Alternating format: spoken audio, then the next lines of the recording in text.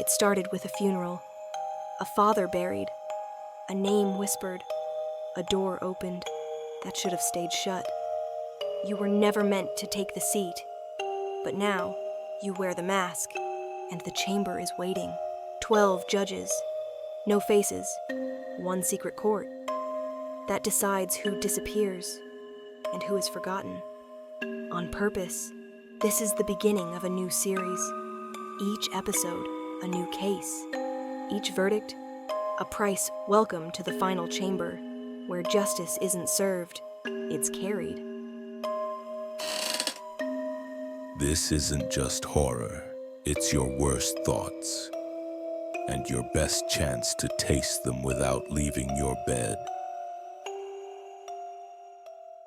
You watch from a step behind the family plot, in a black Dior dress that fits like a secret you never meant to keep.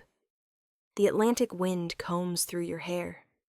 Down the slope of the cemetery hill, the mourners gather in a hush of pearls and umbrellas. Everyone came. Of course they did. Your father didn't just command wealth. He commanded silence, loyalty, fear, and something else no one names aloud.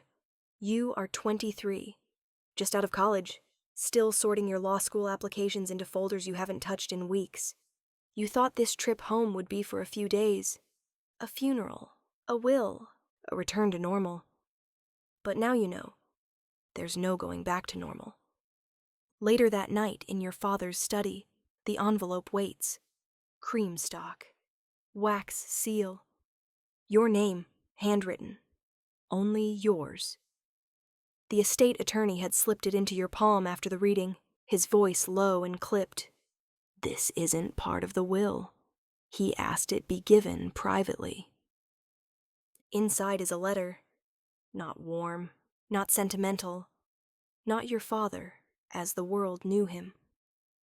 But the man who once stood barefoot in this same study, telling you the law is just a performance. When the world wants theater, not justice. You read it twice, and then again. He never wanted Julian to inherit the seat. Not because Julian isn't smart, or charming, or hungry, but because Julian would use it, exploit it, feed off it like a carrion bird. He chose you, not despite your questions, but because of them. You've always known there was something else. Something beneath the fortune. A current running cold under the family legacy. You weren't supposed to ask about the final chamber. But the name lingered at the edge of gossip, hushed at galas and retreats, whispered by men whose influence outlived their indictments. Now you have a new name for it, the Calyx. A closed circle. Ancient. Esoteric. A last resort for those who believe the world must be corrected. Quietly, when no one else will. In the letter, your father says, "You were not born to carry this weight, but you are the only one who won't use it to make yourself heavier." And then a final line, barely legible. The rules are where you used to hide from the storms. I've marked the page. That night, you find the book in the upstairs library. 3rd floor, north wall, behind the curtain that always smelled like dust and salt. A volume of legal philosophy, its spine cracked from years of neglect. You used to sit by that window, curled against the shelves, listening to rain tap the glass. Tucked between 2 pages is a slip of black linen, edges frayed, inked in faded gold. You read the title aloud, under your breath, The Code of the Calyx. Then, line by line, each sentence stranger and heavier than the last. You must not need justice. Need makes the hand tremble. You may not speak what cannot be carried. Truth breaks the wrong bearer. Mercy is not the absence of punishment. It is the refusal to become the thing you condemn. No verdict shall feed the ego. Judgment is not a meal. You are not the blade. You are the hand that releases it.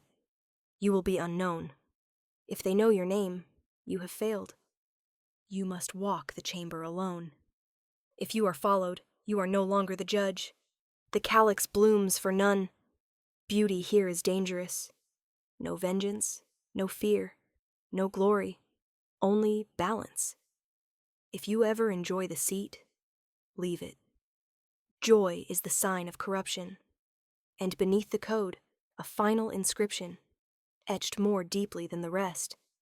These 10 will weigh more than gold, and if they ever feel light, you've already lost your soul. You don't sleep.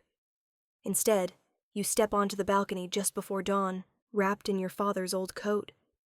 Below, the beach is empty, the tide pulling back like a secret. You think of law school, of your mother's murder, of what it felt like when no arrest came, of the time your uncle's hands lingered where they shouldn't have, of how your father didn't comfort you. He corrected the situation, and no one ever bothered you again. You whisper, "What if I can't do this?" And in your mind, his voice again, "Then the wrong one will." Behind you, the book waits. So does the phone. You'll have to answer it in the morning. Because tomorrow, they'll bring a case to your door. You won't know the name. You won't know the crime. Only the weight, and the question waiting beneath it. Will you carry it, or let it fall into the wrong hands? The town is still asleep when the car arrives. Not the usual black SUV. This one is silver, silent, with mirrored windows that reflect only what they want you to see. The driver opens the door without speaking and hands you a blindfold. Not a cheap one, something tailored, heavy silk, faintly scented, with incense and leather, still warm. From the last person who wore it. You hesitate, then put it on. The drive is longer this time, or maybe it only feels that way. The route is designed to disorient, winding, stalling, descending. You lose all sense of time. Eventually, the car stops. A gloved hand removes the blindfold. You're standing in what looks like the ruins of a Roman bathhouse. Stone columns, slick with moss of a shallow pool of moonlight, gathered at your feet. In the center, a spiral staircase. They're waiting for you. 3 figures, in robes and masks. One shaped like a jackal, and the 2 smooth, bone-white porcelain. No mouth, no markings, no holes where eyes should be.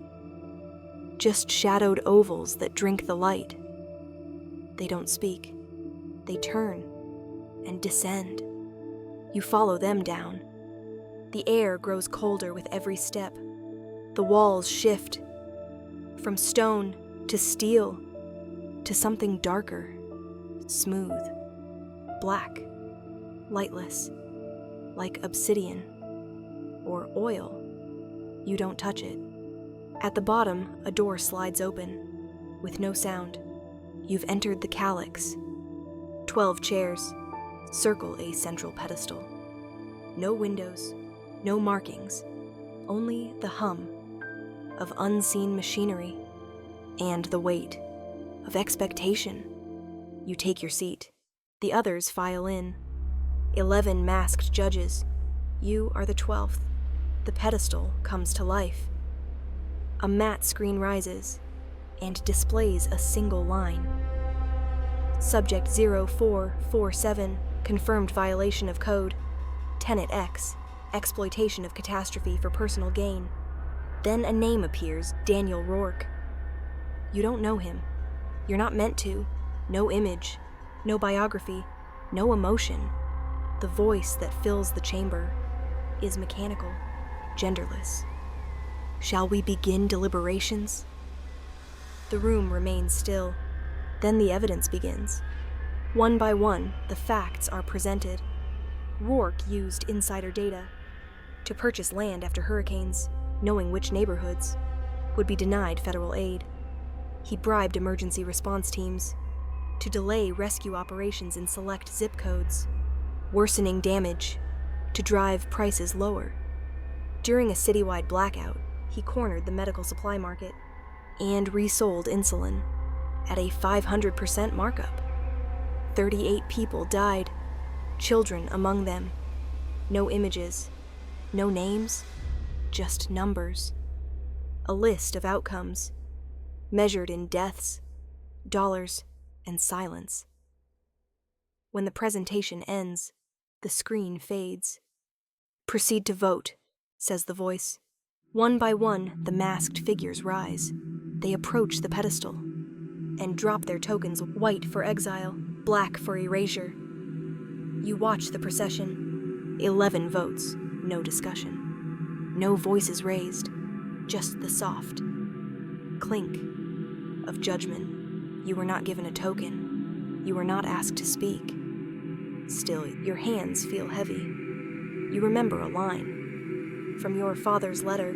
Any member who discloses the Calyx to an outsider forfeits their life. There is no appeal. The sentence is carried out before sunset.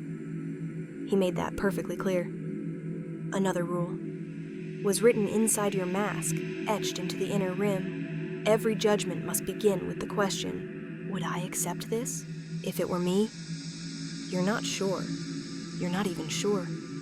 What he did was worse than what you've thought about doing yourself. The final token drops. "Judgment confirmed," says the voice. "Executor assigned." A figure rises. The others stand with them. You follow. You don't speak during the ascent. No one does. At the top of the stairs, the driver is waiting. He hands you the blindfold again. You slip it on. Later that night, you sit alone on your father's balcony. Same sea, same wind. But everything feels heavier. You didn't cast a vote. You didn't speak. Still, the verdict haunts you. The chamber judge Daniel Rourke condemned him, but part of you still wonders, did he deserve to vanish completely? Or did the world deserve to remember? What he became, the question doesn't leave you. Not as the wind shifts, not as the stars burn like distant verdicts. Overhead, you were chosen to inherit the seat. But now, you understand what that means. Do you have the strength to destroy a life without hesitation, or the clarity to let one live knowing what they've done? And when the time comes, when your voice is no longer optional, will you answer the way they expect, or the way you believe? You wrap your arms around yourself. No one is watching, but the judgment lingers. And in the silence, a final question rises, low and quiet. Why would anyone choose to carry this burden at all? Nightmares. Every week, subscribe if you want to know what happens next.